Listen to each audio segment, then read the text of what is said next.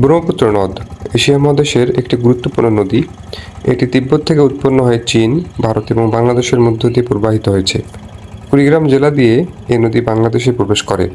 দুধকুমার, ধরলা, তিস্তা এবং করতোয়া এই নদীর প্রধান চারটি উপনদী।